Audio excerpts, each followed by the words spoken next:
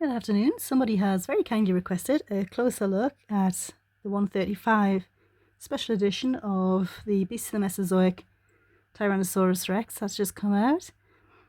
I support the Kickstarter, so I've got this figure. You can't buy this figure anymore, so I hope that I'll be able to do it justice for everybody. All I'll say is that the 118 figure in the standard colours is amazing, so I've got no doubt that the 135 in the standard colours will also be so.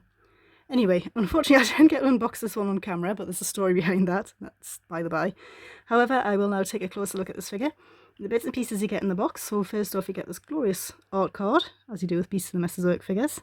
So it's got some fabulous artwork. I mean, that really is quite something on the back there. As well as some, really scientifically researched information about Tyrannosaurus Rex on there.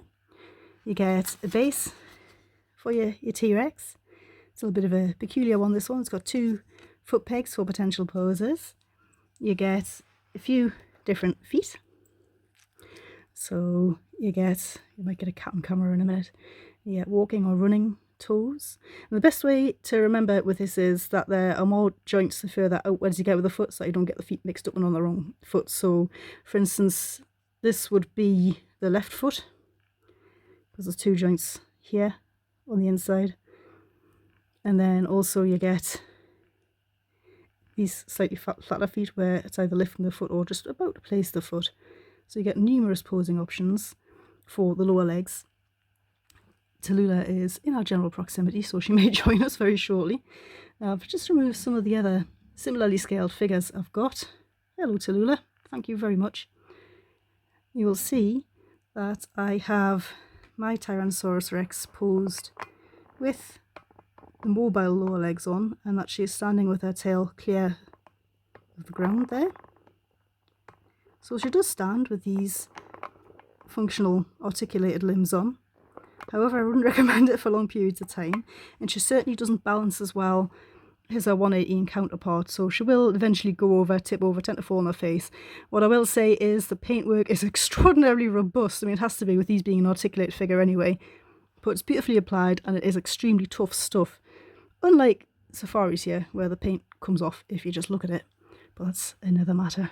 Right, so if I just bring her in, we can take a closer look at the sculpt, because there's some really interesting choices here, and every single T-Rex I've got here to compare her with is slightly different. One of them is not particularly rigorously scientific at all anymore. This one it's quite a gracile version of Tyrannosaurus Rex. That is, she's quite a sort of narrow skulled version. Look at that beautiful binocular vision looking straight down the camera there. Beautifully sculpted nostrils as well. Such a beautiful, beautiful sculpt of Tyrannosaurus Rex. And it really works very well in the 118 one, but we're looking at the 135 today, so now it's got an incredibly bright paint on the inside of the mouth. There is a little bit of difference in tones there to bring out the muscular detail.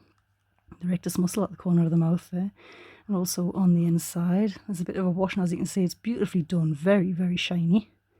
And those teeth are fantastic, well painted as well. There's no overspill or anything with them, and believe me, they are quite sharp. So this really is not a toy, it's very much a collector's item. You see how beautifully painted the eye is there as well. There's a bit of dry brushing around the eye. And the sculpt of the face here as well. There's this lovely soft fleshy bit around the nostrils.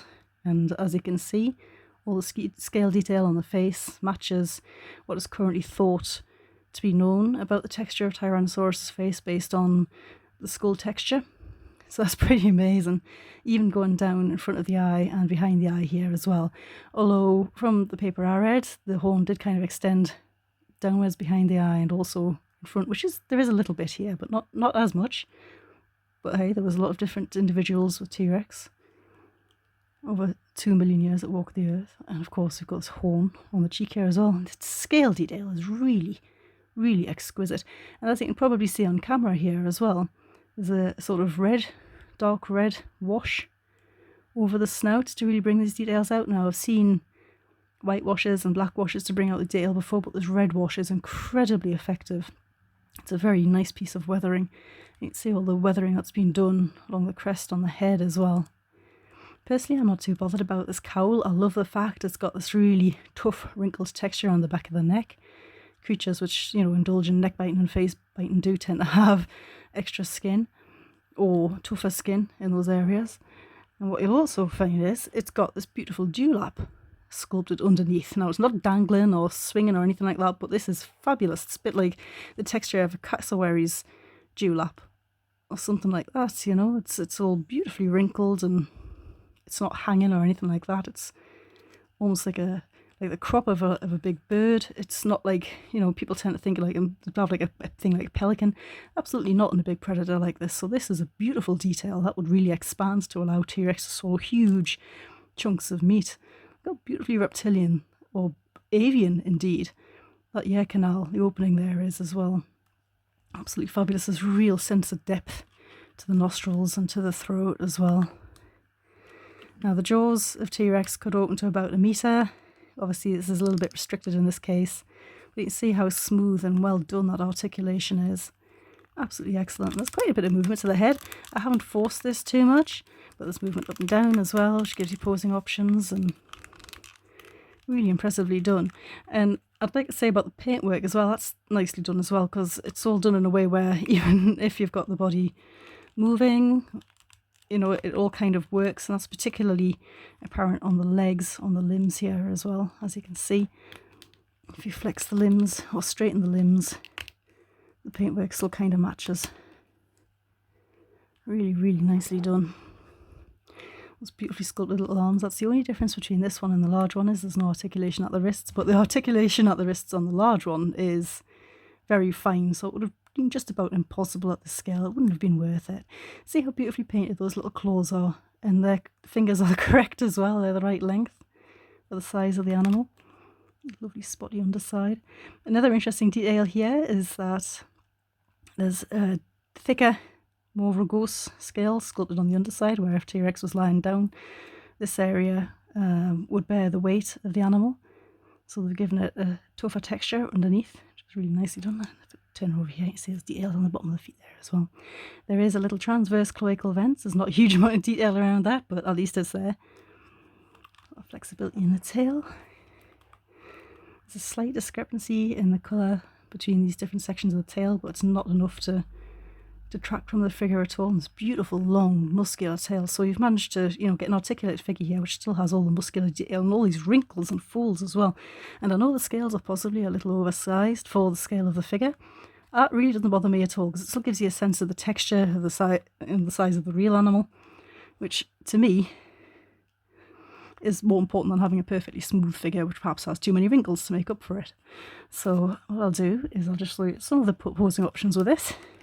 I haven't used this base very often as of yet, because I found that she stood well enough just on these limbs or on our standard limbs, or I make her sit on her bottom at night so that she doesn't fall over anywhere. Pop that in. Now you can see these are nice and tough. You might need to use a little bit of hot water. What I tend to do is if I'm finding things a bit sticky, I use the hot water method. I'll heat some water to a high temperature and pop the limb in it for a minute or two, and then fit it in that way. I find that tends to work. The sculpt with these feet is fantastic, and as you can see, it matches very well. The paintwork matches very well between both sides, between the fixed limb and the articulated limb. Beautifully painted and sculpted nails. There is a load of detailing on the feet, which is perhaps not quite as apparent in a figure of this size. All these lovely little scales and wrinkles on the 118 version are all picked out with little black spots in the middle as well, so as an extra layer of depth. But even on a figure of this scale, it's absolutely tremendous. It's quite easy to pop the bits and pieces off. So there we go. Slightly angle this there. So if I then take the correct foot part, this is the right foot, pop that on. What I have found is that these joints perhaps don't fit quite as well. I think I need to play with these a bit more to get them into positions I need to get them into for it to look great. And what I'll also say is the only feet which have peg holes in them are the static ones. Anyway, what I'll do is I'll try and get her up on a mount. There you go. She's probably going to fall over, but she is standing there on one static leg and the one I've just put on there with the new feet. Let's compare her to some other figures. First of all, let's compare her to a proper old-fashioned T-Rex. Now, Papo's was not scientifically rigorous in any way whatsoever. It kind of copied the Jurassic Park one, but not as closely because the Jurassic Park one at the time was pretty scientifically rigorously, you know, accurate to what they knew, although we haven't quite got the binocular vision going on there. It's got a lovely big wide head, it's got the great horns above the head, but perhaps not quite right. Still a phenomenal model. Very similar scale, as you can see, but there's a big difference in proportions and things like that. Head's roughly the same size, but you can see just with you know, the difference in the jaw here and everything, you know, where they've removed part of the skull there as well to make that fit. Very peculiar. Funny proportions, bunny hands, big arms, you know, neck's too long. All of the above. Very much of its time, very much a very, very beautiful figure. Very detailed from Papo there. Next up, I've got Safari Limited's very eccentric but very brilliant feathered T-Rex. Now this figure, I mean, you can see that that's Sue. You know, that it's based on that American Museum of Natural History mount.